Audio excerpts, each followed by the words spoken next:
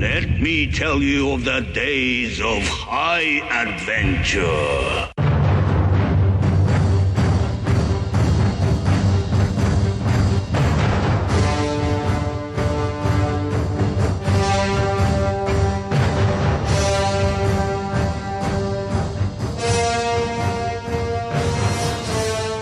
Hello, I'm Kevin. And I'm John. And this is 6 Degrees of Schwarzenegger, the podcast where we take a long, hard look back at some of our favorite action movies from the era of Arnold's.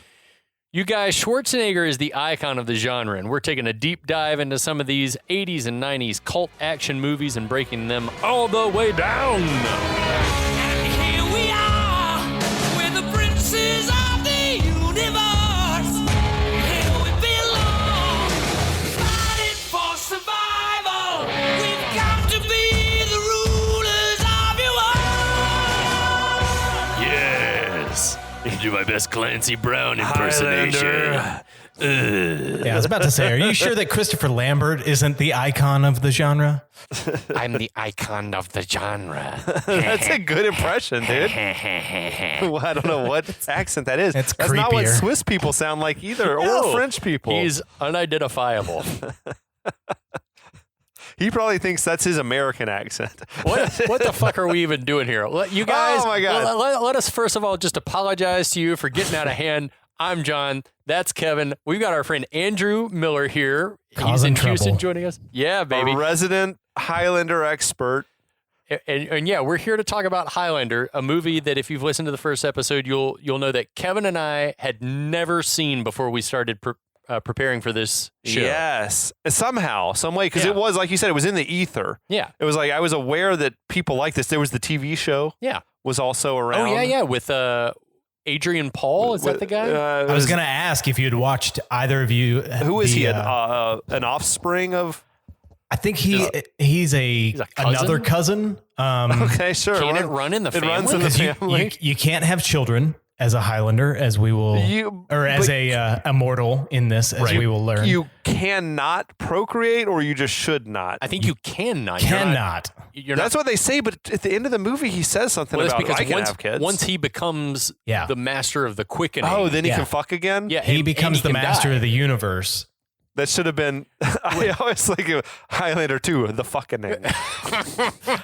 So in the same thing that we'll probably talk about in today's episode, we learned that there are other immortals that just pop up out of nowhere, even Yeah. though Connery told us at the beginning that they've existed since the dawn of time. Right. So we've got some paradox there. I don't know. Maybe they exist outside of time and inside There's a of time. lot of issues. Who knows? There's a lot of issues because it's like, first, how can you know about the gathering and know all these things if it's never happened before? How do Right. you know the name of every other Highlander? How do you know I that keep calling Jesus them Christ is Highlanders. coming back one day? I thought they were Highlanders before I started watching. Yeah. Then I was just like, oh no, he's just a dude from Scotland. Yeah.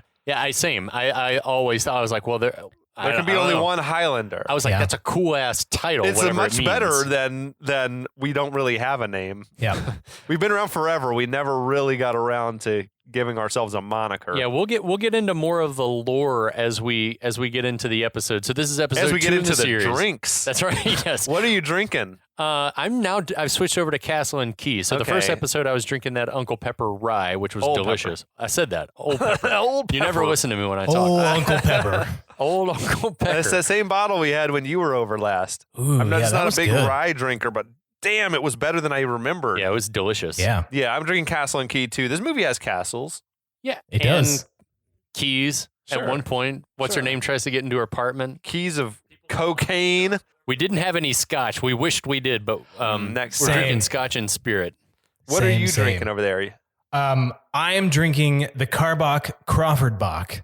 It is baseball. Oh, that's a killer name. It is baseball season here. I noticed it had the Astros stripes on it. So Oh, is that affiliated with the team? They got It the real is. team logo? yeah, so at the juice box at Minute Maid Field, there are the Crawford boxes. Crawford is one of the streets that runs along the left field wall, and they have some boxes out in the back. And so the Crawford boxes are that short home run porch in left field at the juice box. And Carbach, local Texas brewery, created the Crawford Bach in affiliation with them. But we're not here to talk about beer, unfortunately. We're here to, maybe unfortunately, we're here to talk about Highlander. Yes, I'll try to catch us up on what's been happening in Highlander verse. Yeah.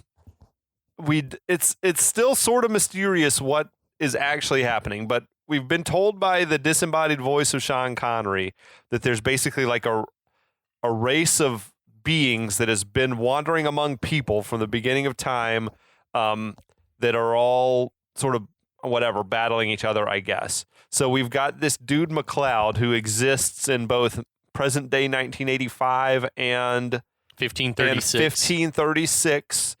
I said Connor McLeod, yeah. So we've seen him sort of seem like he got almost killed. Yeah. In a battle in the medieval Scotland. He's also battled some dude in a parking garage of a wrestling match in 1985, lopped dude's head off and got captured by the police and arrested. There's a female forensics officer who's found this antique sword, which she identifies immediately. She didn't need to test the age of the metal or anything like that. She just knew exactly what it was. $1 million antique sword. And this dude McLeod happens to be an antique dealer, so they think that's more than a coincidence. Right. And there's some evil bastard, like huge maniac warlord guy who seems to want to kill McLeod for reasons we don't quite understand. Correct. Yet. Wearing a mythical creature skull as a hat. He's wearing exactly. He's wearing a humongous hamster's skull as a hat. The saber-toothed hamster. Saber-toothed hamster. Men, are either of you hip to the fact that we're about to get a new Willow series?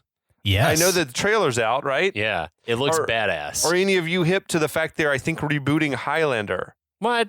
With the director of John Wick. Ooh, that sounds awesome. I'm intrigued. They haven't said who would play Highlander or anything like that. I think it's still really early, but I'm intrigued. If nothing else, I'll watch it. At least a few episodes to give it a taste test. Reboot something where there's room for, like, vast room for improvement. Yeah, and there like is. This. Yeah, big time. Don't try to reboot Conan. And this shit, things that are good. To its credit, I mean, it's got the germ. It's got a germ of something positive. It's got a germ of something that you want to be in on. Obviously, people are intrigued by the concept because it's been done and done and it's done. It's ubiquitous. Yeah.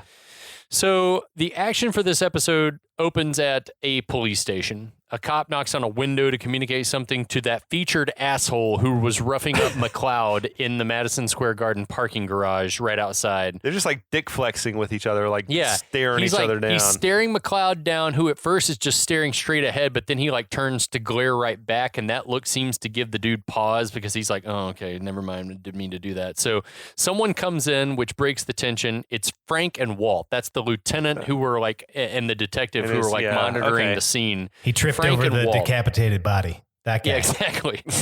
So Frank is carrying the sword that they found under the car that Brenda found, now in an evidence bag and some other shit. They had a sword-length evidence bag. Thank God.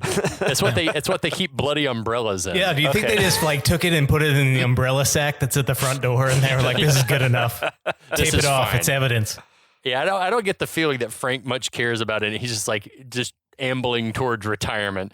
So anyway, he sits, tosses a photo on the table, and asks McLeod if he's ever seen the guy in the picture. McLeod looks and shakes his head no. Frank says the guy's name is Wacłek. He's a Polish national who had his head cut off in Jersey 2 nights ago. He asked McLeod, you ever visit Jersey? McLeod's like, not if I can help it, which is kind of funny. Not if I can help it. Yeah, not if I can help it. What? It's like, where are you from? So I know that it's supposed to be that like we're thinking that the quickening is like the gathering is happening and people are coming closer. I like to just imagine also that there was just a beheading that took place in New Jersey. And like, beheading. They're looking for something, but it's like, oh, 2 beheadings? Well, Shit it seems like it might be connected. So asshole cop says to Nash/McLeod, you talk funny, and where are you from? And McLeod's like, lots of different places. Yeah. What? Now is the time. Well, now is a time to just. What's the deal with that fucker's accent? Well, he's like, I made him Southern. I don't know why. I think just because I think it's impossible to say it. Came off like a Southern. Oh, you got a pretty mouth, boy. Yeah, exactly. It's He's like that shit. But what's up with Lambert's voice? yeah, I don't know, man. It's just an indiscernible. lots of different places. Lots of different places. So in some ways, I think it makes sense. Like you could retcon that to be like, you know, He's from That all makes different sense. places, and his voice is going to change. His accent has faded over the centuries, right? Like to just this generic combination of whatever. Because I think when they're in medieval Scotland, he's trying to do a Scottish accent. Yeah. Terrible. So I think it's bad, but I think there's also the trying. question that linguists would pose if, like, what Scottish people sound like today is probably not what Scottish people sounded That's a like great point. 500 years ago. That's a and so great maybe point. the accent he has is a 500-year-old Scottish accent. I mean, I it's remember there bullshit was- for this movie. It's stupid. Like, that's too much thinking. But, like, they think that people in, like, the Appalachian Mountains have the Yeah. accent that Shakespeare had because they were isolated for so long Right. that, like, they think that they probably carried that a lot that's longer the than the closest. rest of the yeah, English did. I've seen that story too. Yeah, it's interesting to think about. We know. Well, we don't know, and we'll never know. We'll Yeah, we'll never know. because we can rest assured that Christopher Lambert was not making a conscious choice to sound No. any type and this of is way. all of the Nah. lip service that gets paid to why does he talk the way he talks. So Frank says, "You're an antique dealer, right?" And McLeod just says, "Mm-hmm." And Frank puts the sword on the table and asks what it is. And McLeod takes a long look and says, "A sword?" That was pretty funny. It's pretty, yeah. A sword. And then asshole cop tells McLeod, "Wise up, smart ass." So Frank tells us that something where it's a Toledo Salamanca broadsword that's worth about $1 million. And McLeod's like, "So what?" And Frank says, "I've got a theory that Nash McLeod went down to the garage to buy the sword from this guy who he tries to bait him into saying the guy's name. McLeod's too smart and is like, I don't know the guy's name." And Frank then says that the guy was Iman Fazil and that he and McLeod fought over the sword and that McLeod decapitated him. McLeod's like, and he's like, my theory is that Fazil was so upset by the lousy wrestling that he cut off his own head, that's kind of funny. And then the detective thought that shit was yeah, hilarious. Walt was eating that shit up. Well, and they've made the assumption that this sword here was involved, I think. Like, Right. his head comes off, they find a sword, there's no blood on it. Right. It could It's not clean. have been the weapon. And so, like, that part always irritates me a little bit of like, this is not the murder weapon. So, like, Right. maybe he tripped and chopped his head off on a car bumper. Who knows? What is that? What movie is that from? He's like, he fell and cut off his head shaving or something like that. He's like, I don't know. it's from some movie. Anyway, so yeah, Walt giggles and that annoys Frank. He's like, this is not funny. So then asshole cop, and this Oh. is like, he asks McLeod if he's gay, to which McLeod responds, "Why? You cruising for a piece of ass?" Yeah, the whole shit turns real homophobic. It's like, Yeah. ooh. Yeah, so asshole cop gets in McLeod's face and gives him his theory, which is that McLeod went down to the garage for a BJ and he didn't want to pay for it, which it's like all of this shit's like weirdly homophobic. Like it's just, It is, it's yeah. like ramps it up real quick and it's like, it's supposed to be super, super taboo. And then McLeod tells the asshole cop that he's like, "You're sick," which the dude just like decks him, just punches him in the face. Yeah. Like He that, did. that was a bridge too far. Don't tell me I'm sick. Do not tell me I'm sick. So fucker. they wrestle around for a sec. Walt tries to break it up, but then McLeod punches him backwards. Again, dude, McLeod's just swinging the door wide open for the police to just fucking straight kill him. Well, in just a moment, too, he's going to say something along the lines of, "Am I under arrest?" He should be now after he struck the cop. Yes. Yeah, assaulting an Even officer. if the other guy, even if this dude Garfield started it, like Yeah. he did just punch the other guy, Walt or whatever, for yeah. no proper reason. Yeah, so these shenanigans have gotten the attention of fucking everyone in the precinct. Like the crooks are all looking That's in, the the moment- cops are all looking There's in. no way you just let this guy walk Yeah, it's out like, he's after fine. that. Let him go. Let him go. Let him go. He's clean. Apparently, this precinct is only sex workers, though, because it's all Yeah, like right. women wearing like star-shaped sunglasses and sequiny Yes. things, and like Yeah. just applauding him, and they're like Hookers super and into it. Johns only. This is the Hookers and Johns precinct.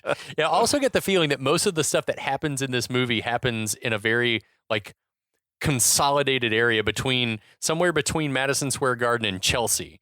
Like, because where his Okay. antique store is on Hudson, it's like everything is it's like within a 20-minute walk of each other. What is that? Is that Which Hell's Kitchen? Do you think that's I think like what Madison they've Square chosen for Garden that? is Hell's Kitchen-ish, and then his office is supposed to be like Hudson Street is in Chelsea. So Well, that's what I mean. Like, did they choose for the gathering Hell's Kitchen, and we just that's never funny. they never That's said it? good. Well, who chooses where the gathering happens? Yeah, that's a great point. It's like, who the fuck knows? There's higher power or I something. don't, that's it's like never explained. Yeah. That it's like, has this been handed down since the dawn of time, and then it gets lost and then picked back up? That it's supposed to happen at an exact moment in history. Anyway, we'll never get the answer. Yeah, we'll never know. I'm okay with So- that. I'm okay. Like, I'd rather them not try to explain it and make it stupid, which is why the second movie was so bad, than like just let me shut up and enjoy the Die Hard, as you will. Shut up and enjoy the Die Hard. Exactly. So Frank pushes McLeod back. He's like, hey, am I under arrest or what? And Frank's like, no, not yet. So McLeod's like, we're through. And then Frank, as McLeod's leaving, Frank says, oh, we're just getting started. Yeah. So cut to some aerial photography of New York at night. A voice on a radio is describing the garage murder, saying the victim hasn't been named yet. So we see a giant land yacht-ish car driving down the street, and inside someone wearing some very 80s glam rock wardrobe. He pops a tape in the tape deck and he's like, I know his name. And that's the unmistakable voice of Kurgan, who has also traveled to the future, we see. Oh, yeah. I love He's that- become a big Queen fan. Yeah, he's a huge Queen fan. The song is "Give Me the Prize" and it fucks. He likes that one. There's an awesome that guitar solo from Brian May right up top is awesome. Nice. They've chosen very different sartorial and aesthetic paths, the Kurgan Right. and McLeod. Like, Yeah, definitely. Kurgan Highlander 100% dresses- kept the punk look through all time. And Highlander's dressed like John Tesh or something. Someone who would like listen to easy listening music or something. You know what I mean? That's exactly what he's dressed up He as. fucking loves Michael Bolton. Yes, Yeah. he definitely does. Maybe not musician John Tesh, but Entertainment Tonight John Tesh. Yeah, he's into it. Are either of you familiar with this guy listens to music that my parents listened to in the late 80s, early 90s, like people like KT Oslin. And if you're not familiar with that name, go look up KT Oslin and an artist named Basia, Basia. And that will clue you. That was some like soft rock pop shit. I mean, it was like lady yacht rock is what I call it. Yeah. Ooh. So I mean, it's that kind of stuff, and that's what Nash looks like he listens to. So yeah, but this song is harder than most Queen songs, as we've talked about. So we cut to Kurgan checking into a motel under the name Victor Kruger. Which I was trying to figure out, is there some significance to the name? And I then wondered too. somebody was saying they thought it was like the writers thought they were being clever, that Victor is like the winner, like, Right. and Kruger it means warrior. But they were Okay. saying, but then they said Krieger means warrior, and Kruger is like someone who makes jugs. Ooh. So I don't know if they meant It wouldn't surprise me if these writers didn't do their due diligence. no, and, a we little fucked it. sloppy. Yeah. Close enough. Yeah, so this is the first time we see him not decked out in his skeleton armor, and he's in like he's a very severe looking motherfucker. And he's got this huge scar across his throat, which we're Yeah. like, where did that come from? We'll find out.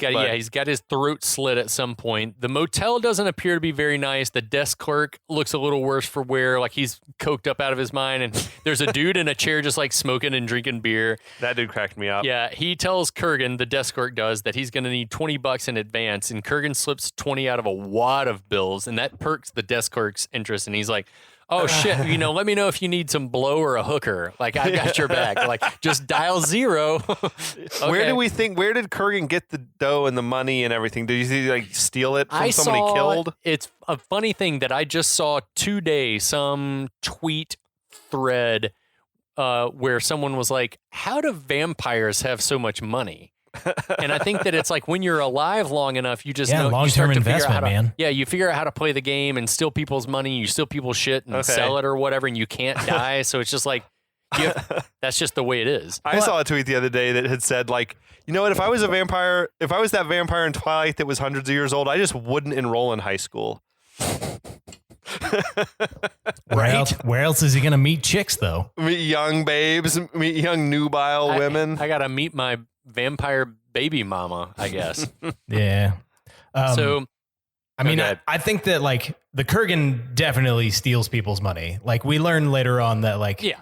McLeod has made long-term investments and has a strategy for making his own money. But like, Most likely Kurgan killed the guy in New Jersey. the other beheading victim, we would assume, right? Like he's out there probably leaving a trail of But bodies that's in the his thing wake. too, is that like, so Kurgan's out there killing people. What happens to an immortal's body when they die? Because we definitely know that he gets Fazil's enveloped. was still there. Okay, so it's still there. So the body is still there. So it emits its quickening, which the other immortal absorbs, we guess. But the shell is left there. Okay, so he's out and about in the It'd be cool Tri-Cities if the area, body or sort of like shriveled, decomposed, like because it's thousands of years old, right? What's happening to me? Yeah. He chose poorly. He chose poorly. So the dude, I love that the drunk dude in the chair gives us a weird. He's like, Lucky Strike tobacco commercial. There's your product placement.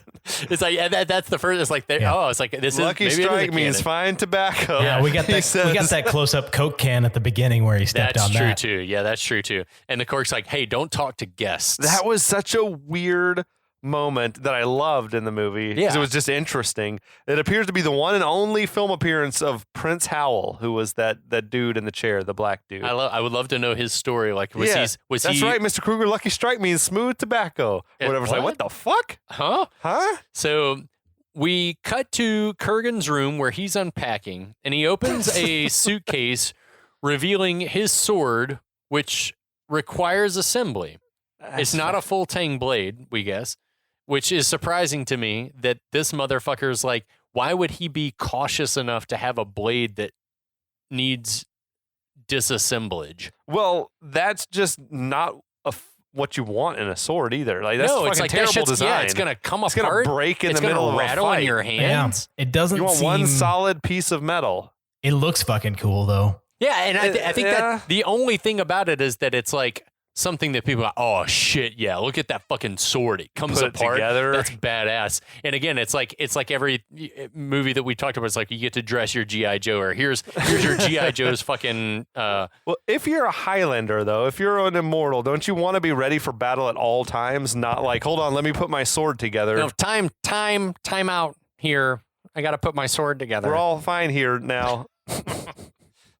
Anyway, but yeah, I thought that was weird. I did think though, when he starts like whatever practicing around the room, he's like doing a montage. Clancy There's a montage. Brown had some pretty sweet moves. Yeah, I would say of all the moments in the movie where I would believe that anyone kind of had some training as to what they were supposed to be doing with a blade, this is the only scene in the movie where I was like, okay, he's practiced.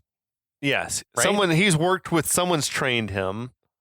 Yeah, and it is unsurprising that it's Clancy Brown, because I kind of get the feeling that he's a guy that probably goes for it, like he's one of those kind of actors. Yeah, he straight up refused to be in the second movie because he read the script and it was so bad that he was like, no, you can't pay me enough money to do this. Oh, wow. So good for him. Like, I think he was like, I'll do shit for money and I'll do great stuff for nothing. And he considered this to be something that was like worth doing for a low paycheck because, at least according to what I was reading. Oddly enough, Sean Connery's standards were not as high, as he was like, I'm in there. Well, maybe, I don't know, maybe at this point in his career, he kind of, because later on in his career, Connery was noted for saying, like, I only take jobs that, like, if I read the script and it's something that I want to do.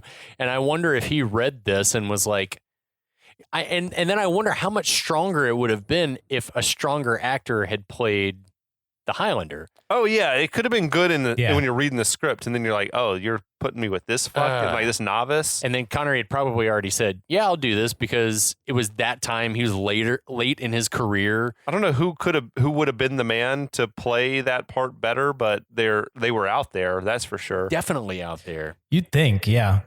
They had to have been. But anyway, Harrison Ford could have played this and done he did a Scottish accent in fucking Last Crusade. The tapestries. The tapestries. If you are Scottish law, then I am Mickey Mouse. So anyway, yeah. So unsurprisingly, Clancy Brown looks like he knows how to handle himself with a sword. During all this, he stops to stare at his sword and he's like, at last, the gathering. Then flicks a switch and two additional little surprise blades pop out of the crossguard. It's like that. I want that Wolverine sound effect. What is the one? Snick, snick, snick, snick. That's where Kylo Ren's lightsaber idea came from. Yes, exactly. That's exactly right. So he is so jazzed about whatever the gathering is that he appears to have ordered some companionship for the evening. And this is the most 80s looking prostitute ever. Yes. And she has come calling. And if you pause, and I love this attention to detail, that if you pause it when she is like standing in the doorway, she's got like fingerprint bruises on her arm. And I was like, damn, that's I dark. noticed that too, and I was like, was that real or was that great production design? I think that was production. What, Andrew, what do you think? Yeah, I don't know. I do think that she was a freebie. I think that the guy at the front desk sent her up because he asks about her later on. So I don't know necessarily if the Kurgan orders a prostitute for himself. Send me your finest whore. He definitely seems like the kind of guy who doesn't pay for it if he can take it. The guy said he said just call, like anything you need, call me. So maybe Kurgan did call down and say like, all right, send her up. Candy.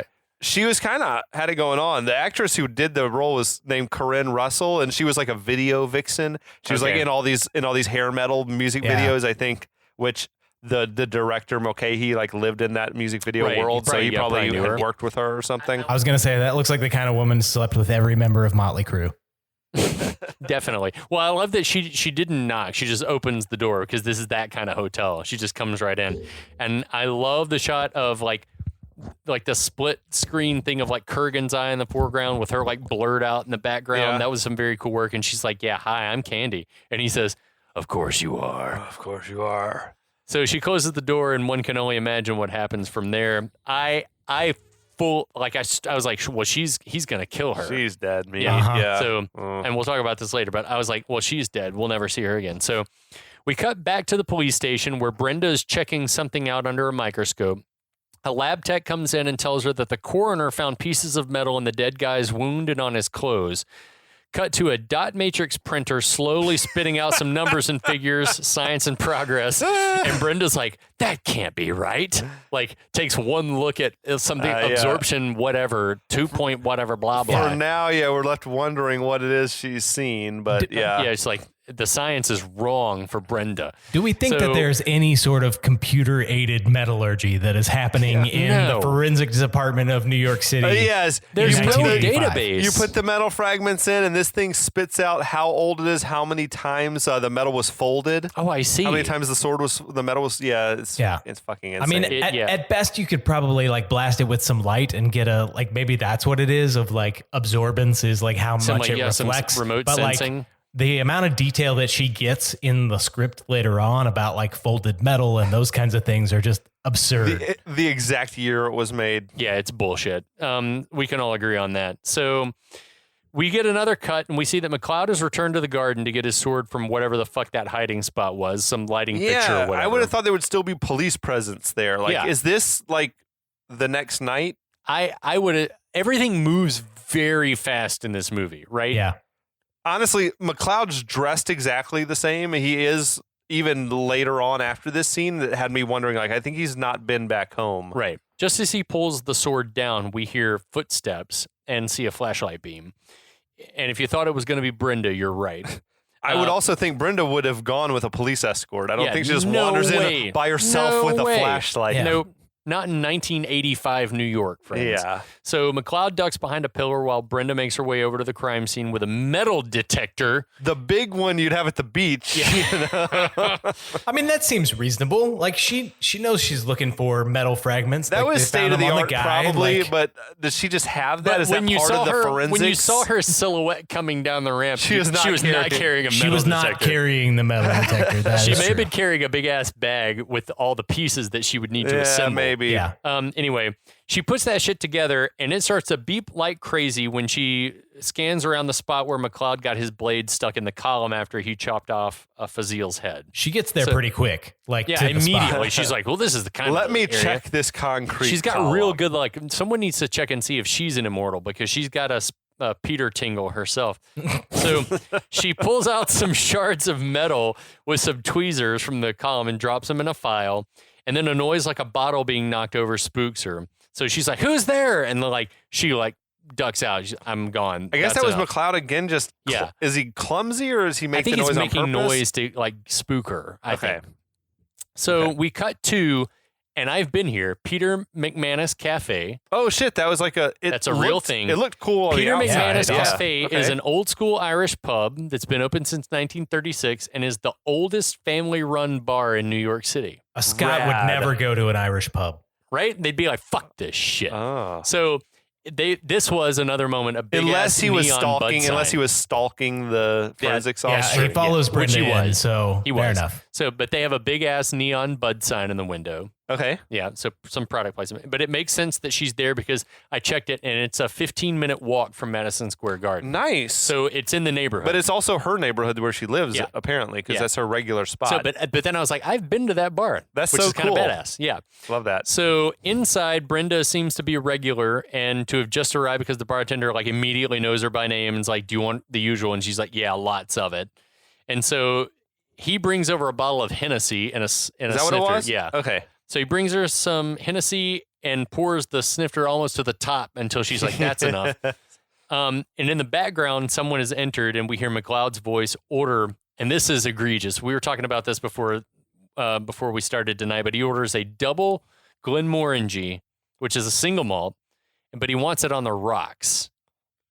I'm not that into the Scotch It would scene. never happen. So you would never If single you- malt. You if always drink it neat. you drink it neat or you drink it with a drop of water. And at most, somebody would say, like, if you're going to do an ice cube, it'd have to be like the tiniest ice cube. Okay. Just to open it up, just to like let it breathe. But it's like adding anything to a single malt to apparently like most like professional Scotch drinking types is like sacrilege. Okay. You don't do that. You're supposed to enjoy it. So for this man who is allegedly from Scotland to order a single malt. So anyway, then McLeod's like, just to no one in particular, go to the garden often. Yes, he was. Yeah. But Full creep mode. both the bartender and Brenda are like whip around and are like, "What'd you say?" What? And he's like, "Who, me?" There was weird sound design stuff happening in this because it was a lot of overlapping dialogue, like a fucking Robert Altman movie or something. Yeah, and he's like, he plays dumb, like, "I didn't say anything." For being the hero of this movie, like he's a piece of shit for the whole like beginning. Like he seems so like he's miserable at a wrestling match, which like how can you be miserable at a wrestling match? Wrestling is awesome. If you're not a fan of wrestling, what are you doing there? Yeah. Don't Right? go He ruin knew it for Fazil everyone was else. there. Yeah. But was like- Fazil there because he's a big wrestling fan? Oh yeah. I he's think a no, fan. I thought Fazil found him there because he loves to go to the wrestling matches. Yeah. Because he asks her later, like, "Don't you go to the circus That's or wrestling?" so weird. Yeah. That's so weird. But like he's a piece of shit then. He's kind of an asshole to the cops, which is fine. Like they arrested him and that's what you're supposed to do. But then like he's kind of being a creepy asshole here to her. He's extra creepy in like this scene. he's fine. He's gotten his sword back. He's taken his evidence. He could just leave her alone. And he pursues her in a way that is not okay. That's a great point. I did not even think about the fact that at this point, there's no reason to follow What's his her. game? Yeah, what's he after here? He fell in love with her instantly. He's down 'cause to he's a plow, fucking- man. Yeah. So, That's the first time he saw her, right? Was her entering the parking garage, yeah. right? Yeah. Okay. Yeah, he's just like, Thunderstruck. Thunderstruck. Yeah. So anyway, whatever he said got Brenda's attention. She walks around the bar to him. She leaves her last swallow of cognac, though, which I didn't appreciate. I was like, okay. damn, girl. So she's like, "Hey, what the fuck did you say?" And he says, "Madison Square Garden. Do you go there often?" And she's like, "Why do you want to know?" And asks if he's been following her. Uh-huh. And he says, "I'd like to walk you home, Brenda." And And I'd then be he like, just- "The fuck? Why do you know my name?" menacing stare down after. And I was like, if that shit had worked, I would have had to like reevaluate my whole approach with women because that shit could not have been more threatening. Yeah, she doesn't No. ask stranger danger how he knows her name. She seemed like she was considering it. yeah. Yeah. Like, No, I can take care I of guess myself. Not. I guess not. Did either of haven't- you notice the creepy source of light blasting into the windows in the middle of the night?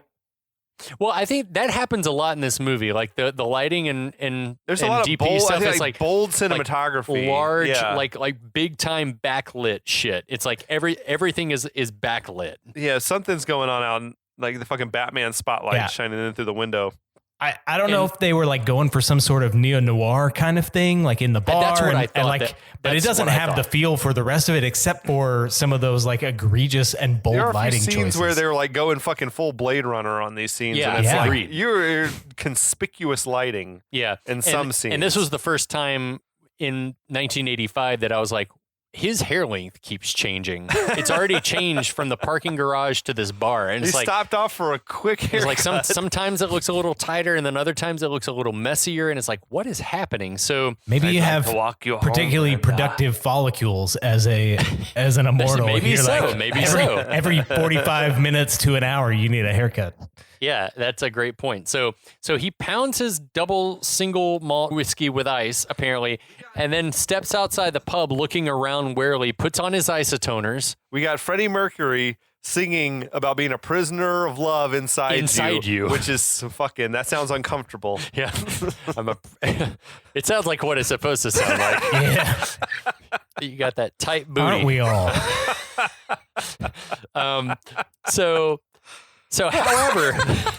However, Brenda, who's left the bar, is like just around the corner, like watching him leave. Now she's stalking him. The hunter has become the hunted. That's right. So as he walks away, McLeod slows for a moment as if, and this is the second time, he like feels a presence. It's like, you can't tell what it is, but he's like, oh, and then he starts I moving sense with a a quick. presence I've not felt since. So he starts moving with a quickness, and Brenda's following at a distance. He ducks around a corner into some kind of course, steamy industrial area, Right. vaguely industrial area. They went Yeah. from like Hell's Kitchen to I don't know what this is, fucking RoboCop or something. or a nightmare from Nightmare on Elm Street. Yeah, It's it's like got a very we're in Burns someone's feel. nightmare, and like he's looking around like something's wrong. It's the face that he makes for 95% of this movie. Brenda's still following at a little bit of a distance when suddenly a hand reaches out, covers her mouth, and pulls her off the street. And it's McLeod who tells her, let's just shut up. Straight from the Schwarzenegger playbook. Yeah, it's like grab a woman I'm and tell here her to help you. Calm grab a down. woman and tell her to shut up. You dumb woman. I'm here to help you. I'm a strong man.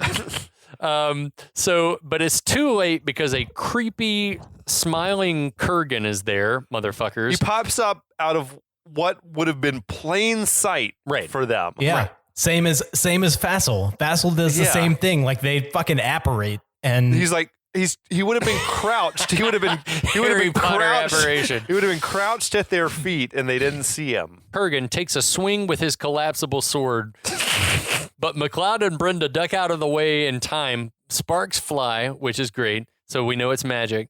They run toward whatever the steaming pipe setup is that's out there in Chelsea. Brenda falls down. McLeod picks up a rope and starts swinging it. I can't tell in the dark if there's something attached to the end of it or if you just swing no, and a it's length just of rope. Like, okay, great. I couldn't tell what. What and a it's fucking like moron. And it's like boat rope also. Like it's Yeah. it's like 4 inches thick. Yeah. So it's like huge. But like of all the items to pick up as a weapon around you, like why pick the rope? Well, Yeah, in every movie you're gonna find like a piece of pipe or some chain or some Well, rope just lying around. He availed himself well with the forced entry tool. Like that was the only Yeah. time that he's fought with any skill was when he had the fucking pipe. So I'm like, man, maybe you should change to bow staff because Well, you should rethink your method. While they're in the exact same area, so they haven't gone very far. The Kurgan No. stabs the shit out of that water heater looking thing a few times, and then he picks up a pipe. So the pipe was laying right next to the rope, and he chose Yes. the rope. They're within steps of one another, but McLeod's like, no, this rope is the thing. The rope this will is do it. This is the thing. I can, and he knows I can decapitate someone with this. No. No, that's like, Yeah, what like, am I doing with that's this what I'm rope? saying. This is useless to me. This is yet another instant in this movie. It's like the rules are clear. Doesn't he have his katana or did he lose it somehow already? He just got it from the garden. Yeah, wait, shit, did he knock it away? I can't even remember. He must have I knocked don't it think away. he's had No. it out. He Maybe- took it from the garden. He never takes it back out. Like he should be still So he is carrying it in weaponless. Unless he theory, stashed it unless somewhere before he stashed went in the it. bar. He sprinted back to Nash Antiques and then ran back to where she was going to be. To prey on Brenda. That's fucking so weird. So anyway. So when I take her back to my place, I can't have a katana on me. Got a sword in your pocket? Is that a 4-foot katana in your pocket? Certainly is. Yeah. Wait a minute. Has that been folded 200 times? You bet your booty. So McLeod takes off into the sprawling industrial complex with Kurgan just in the behind. middle of Manhattan somewhere. Yeah. He inexplicably stops, as people are wont to do in this movie, and turns to face Kurgan again. Mm-hmm.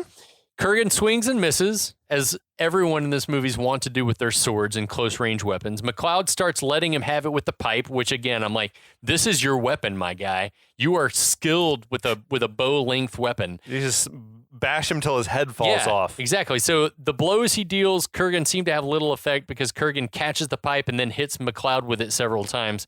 Kurgan picks McLeod up and then tells him it's nice to see him again.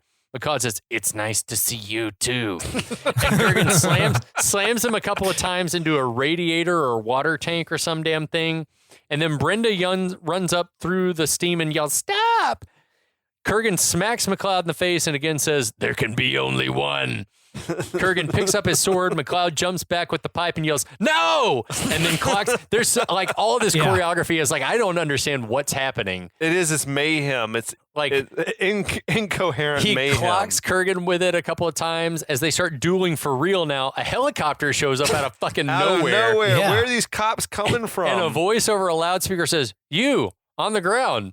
Yes. Just like this. And I'm like, "Hey, you. On the ground. This is the police." Hey guys, what are you doing? Exactly. It's like, what you got? What are you buddies up to? Tells them to put down their weapons and put their hands in the air. It's like, how the shit did the cops even know they were there? They were there instantly. And then Kurgan again is like, there's some guys sword fighting over there. Send the helicopter. Yeah. What? So Kurgan's like, "Another time, Highlander." And again, he just runs off for no reason. Yeah, it's like, "I'll find you." And so everyone runs off, and the comically puzzled voice from the helicopter says, "Hey, hold it right there. Come on back here." What the? Half this movie was like ADR'd. Like half the movie was recorded after the filming was done, I think. Oh, man. Hey, Like, don't run It was away. really bad later when we got Connery and Highlander together. yeah. Because I'm like, this is just dialogue that was shoehorned in after the fact. Yeah, like this whole scene has felt so clunky. And again, like just Kurgan being like, "All right, well, That's where I gotta go." It feels like a canon movie.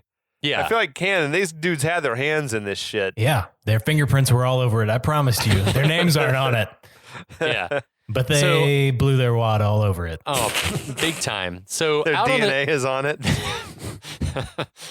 So out on the street, Brenda stops McLeod and is like, "Who the fuck was that?" She also wants to know what the bad guy meant by Highlander and the phrase "there can be only one." She was paying very close attention from yards away. Well, she's asking all the questions that we're asking ourselves Like, as yes, viewers. please. Like, Yeah, 'cause we're we know like, yes, nothing. Go about, on. But McLeod's like, "Shut up. Shut up and go home. And never follow me again." Double standard. Yeah, except He's been that I following- followed you. That's why we're here.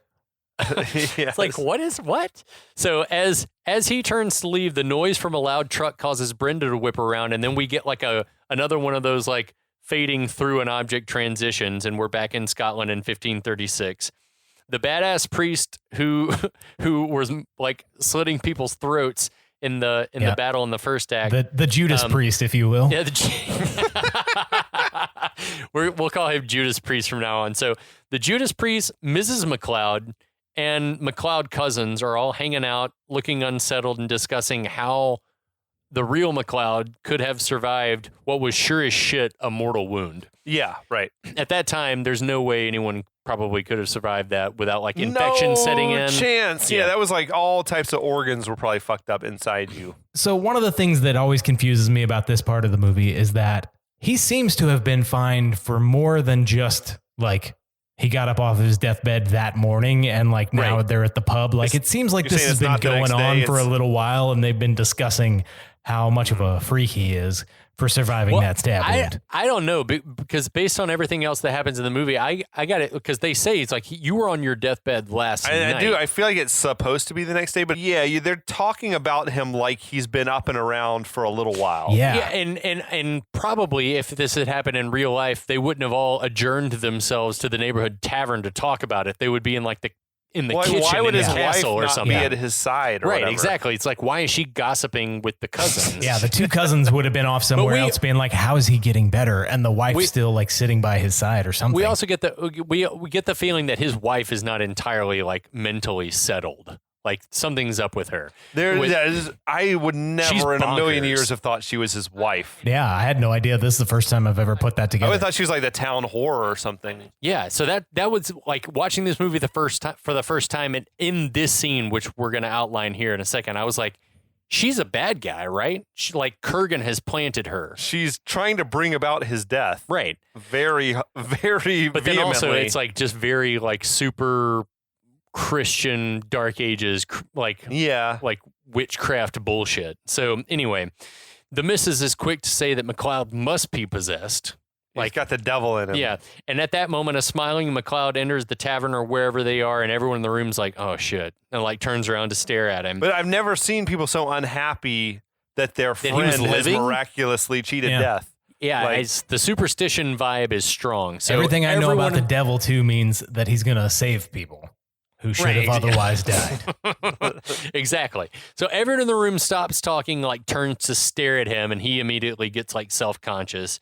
He senses the tension, slowly makes his way over to his compatriots, and he's like, "Hey, what's up?" And Dougal, the brunette cousin's like, "You being up and at him when you were almost dead the night before is putting everyone on edge." Yeah. And McLeod's like, "Would you rather that I was dead?" Which is a fair question. Which I feel like the answer is kinda, yeah. And then his wife is like, "Well, yeah, you must be a devil worshiper because none of this makes sense."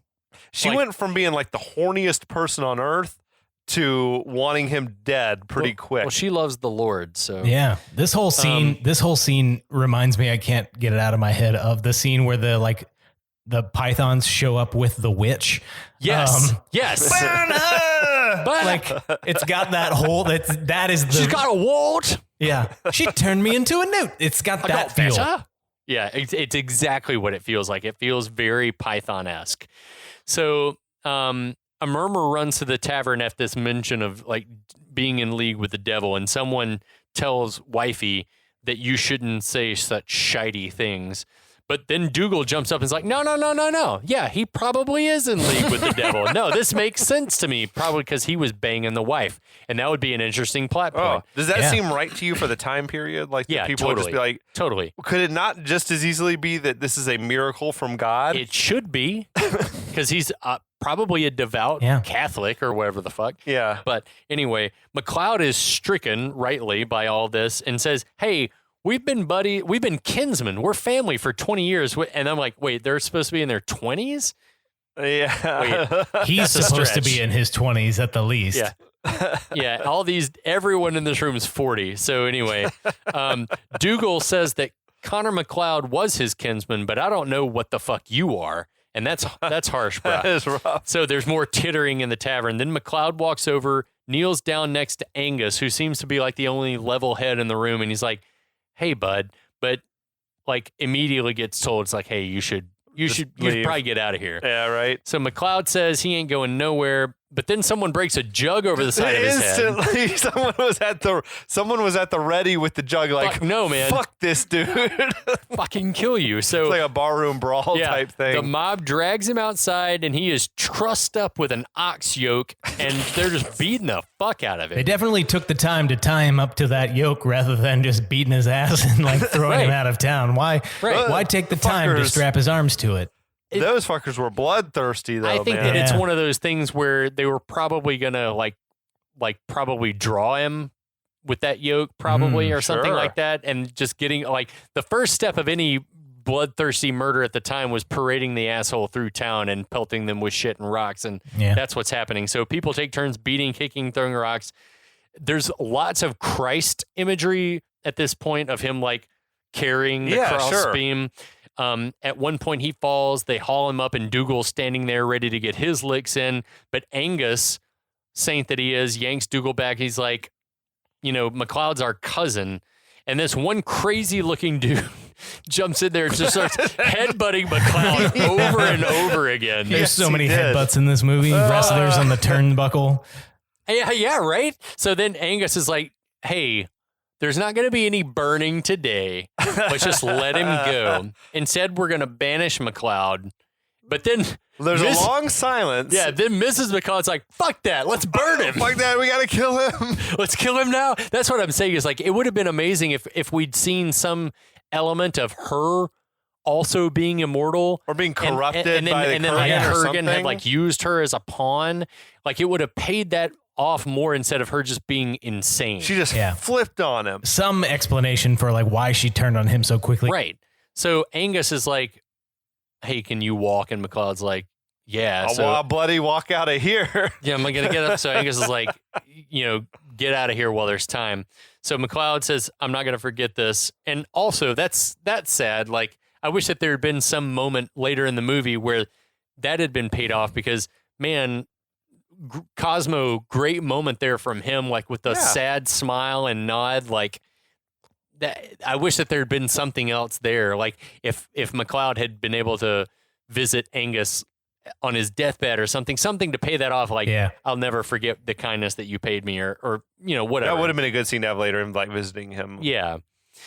So we don't get that. Nah, fuck it. There's not time for that. This movie's not that detailed. So he does not, however, he cuts McLeod free because the next thing we see is McLeod like walking up the hillside away from the castle. The mob's like still like he's tied to that yoke. He didn't take the yoke off. He's like still like tied to the yoke. Fucking what? Probably got to be hard. Your hands are both tied. Like, how's he going to get it off? It's going to be rough out there. He's got to go scratch it against a rock or a tree like a bear until it comes off.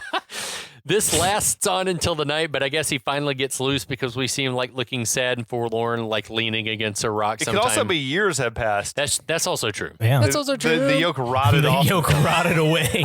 He didn't need. So that's the thing too. Does he have to eat? He doesn't need to eat. Does he? I don't know. No, he doesn't. Nah, it can't have been that long because he wouldn't have been as confused later on that's the when thing, Ramirez is explaining to him what's going on. We get the point that they can, like physical harm can befall them. So he could emaciate to the point of being like just a skeleton, one would think. Okay. Right?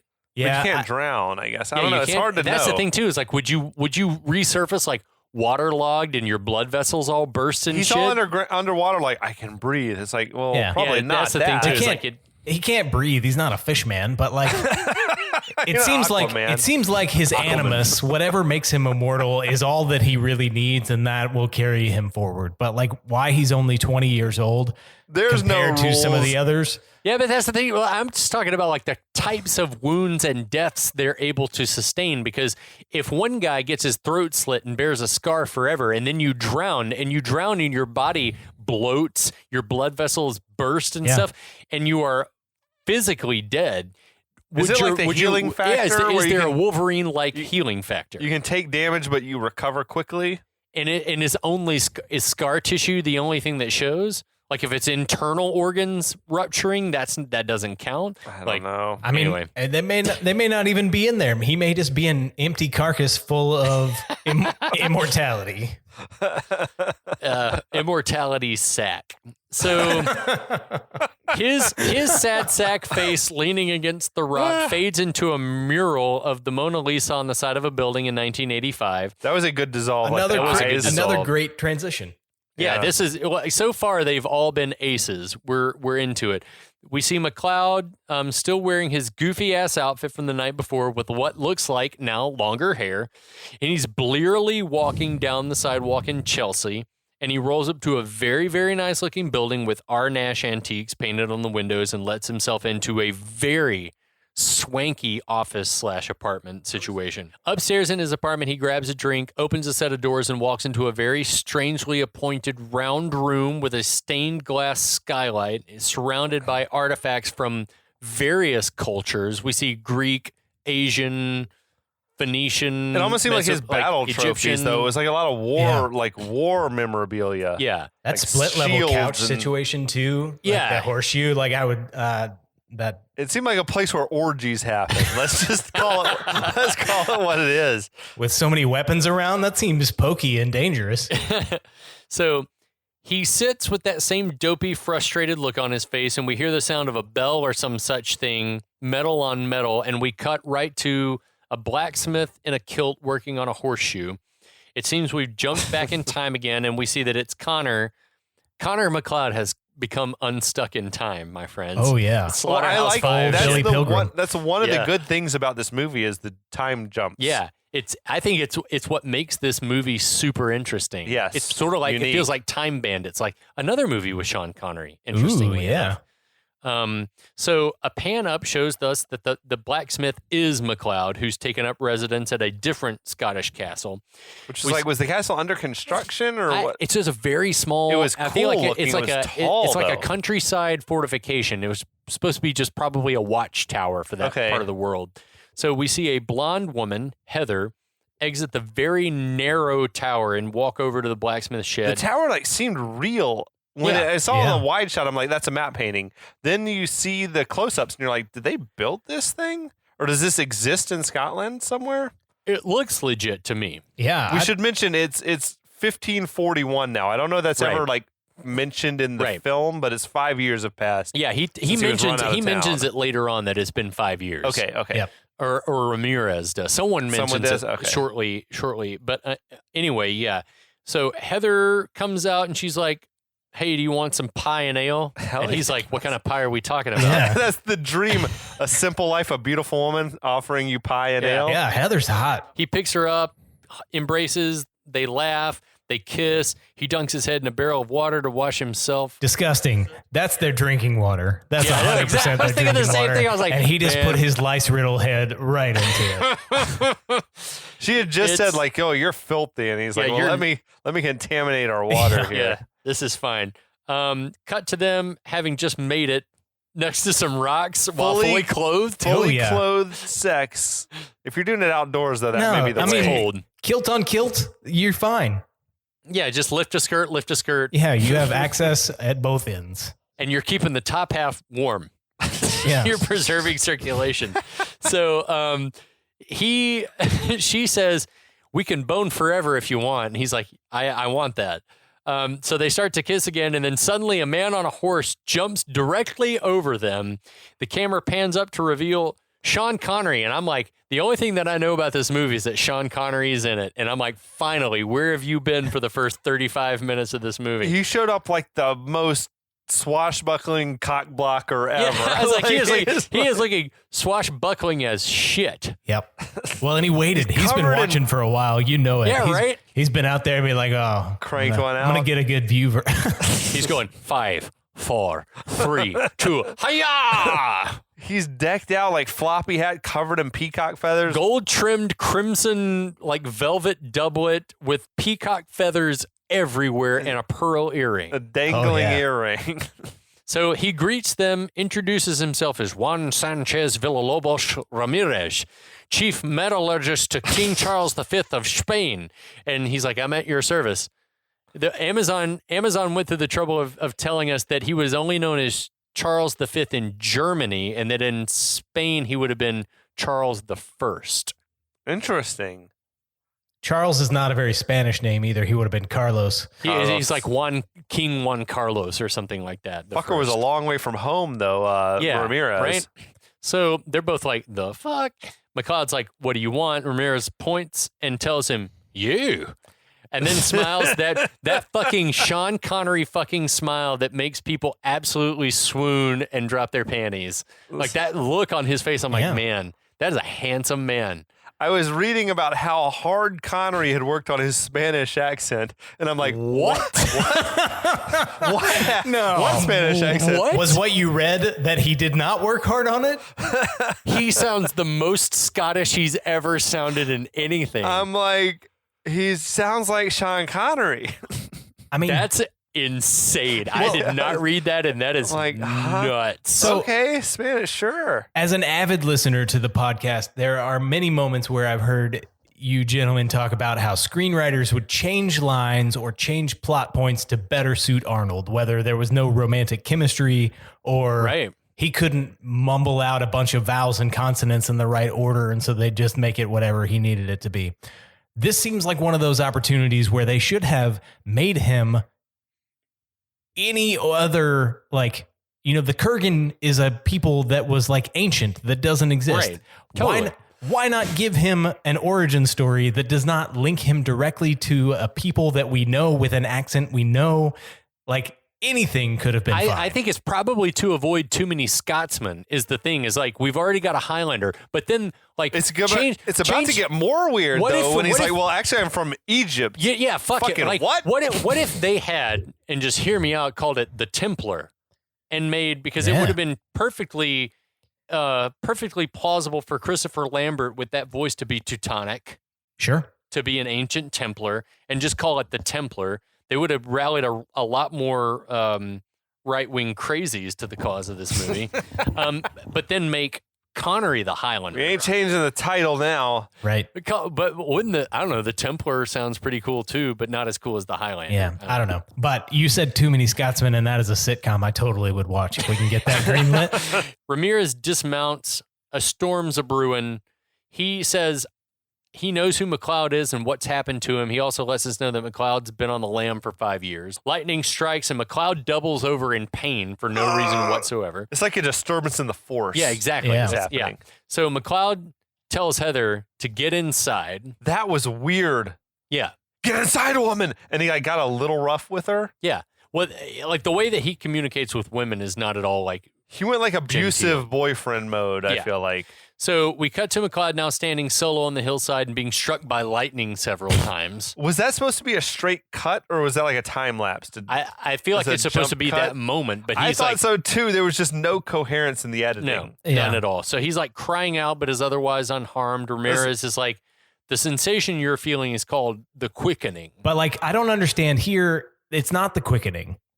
Like, did somebody just get beheaded and it just so happened to be the time that Ramirez shows up? But and Ramirez then didn't tell him. It's verbatim. It's like, this Yeah, is he the says, quickening. this is the quickening. Yeah. Well, I mean, like, there's so many weird things that happen in this thing that don't seem to align with the other lore of this story of like, you get the power when you chop somebody else's head off.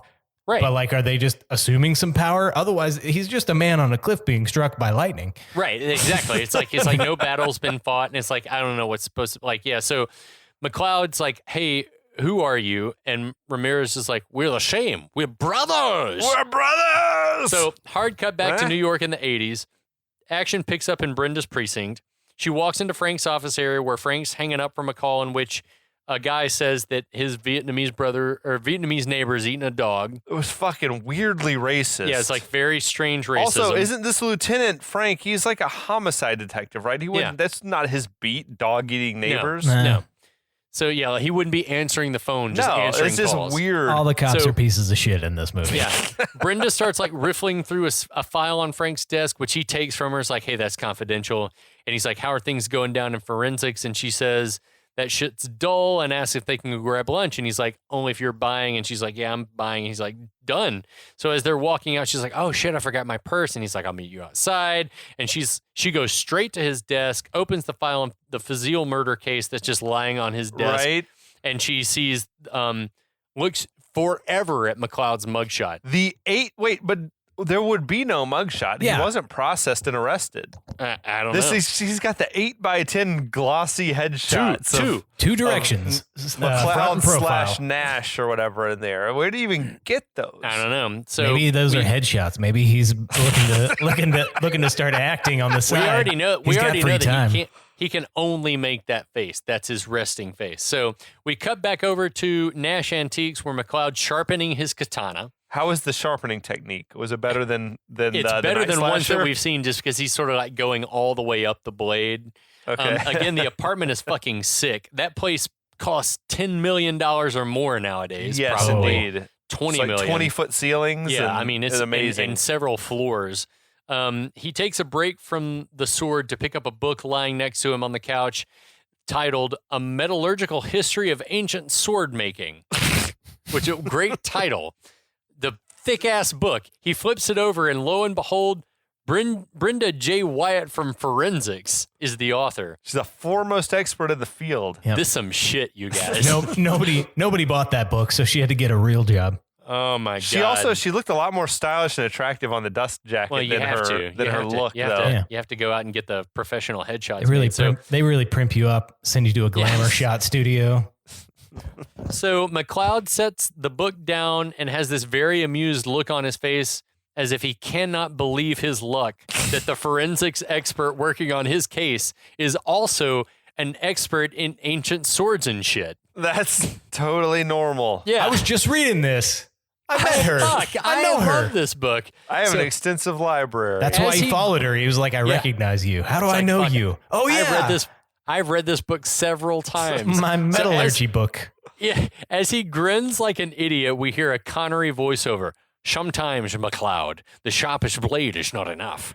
Also, did you notice how dirty his fucking fish tank was? Yeah, That's all I can notice. So, you really should take better care of those fish. McLeod looks back at his nasty fish tank, and we get a transition to a lock in Scotland where Ramirez is teaching McLeod via the Miyagi method of balance by having him stand up in a rowboat. Stand up on that rowboat, son.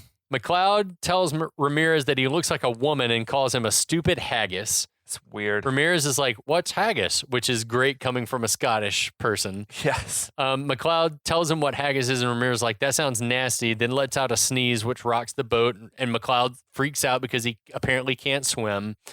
Then he calls Ramirez a Spanish peacock, but Ramirez is like, hey, I'm Egyptian, which I'm like, the fuck is happening in this movie?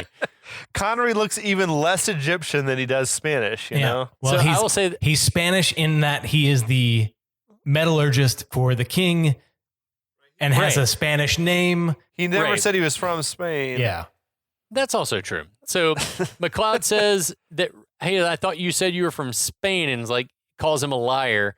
And then Ramirez berates McLeod, telling him that he knows shit and even less about his own potential.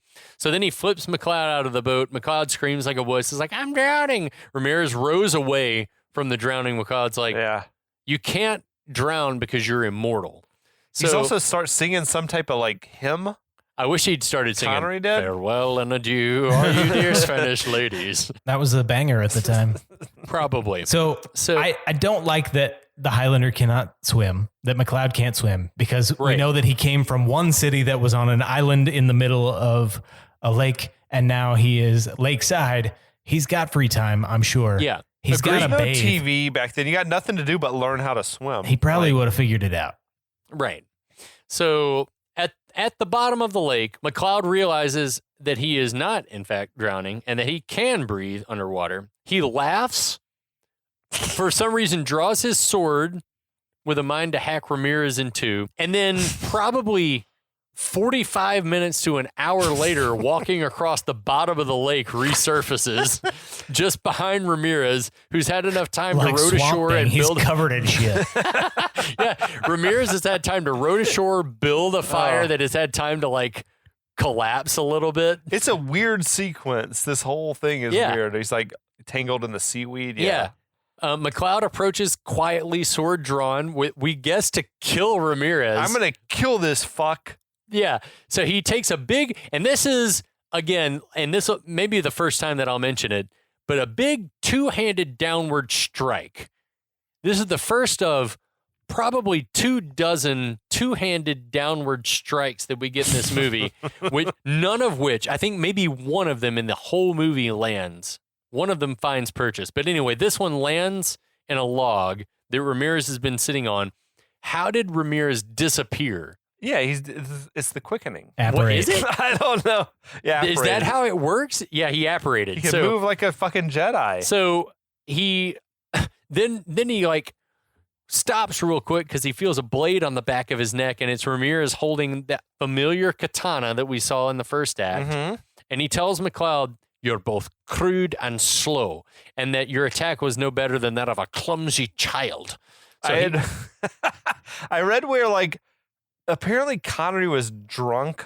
I hope so. Most of the time, like they said he was drinking this homemade scotch. That's badass. And then he was like just having a blast working in Scotland or whatever, and was just staying drunk all the time. Man, but I hope that's true.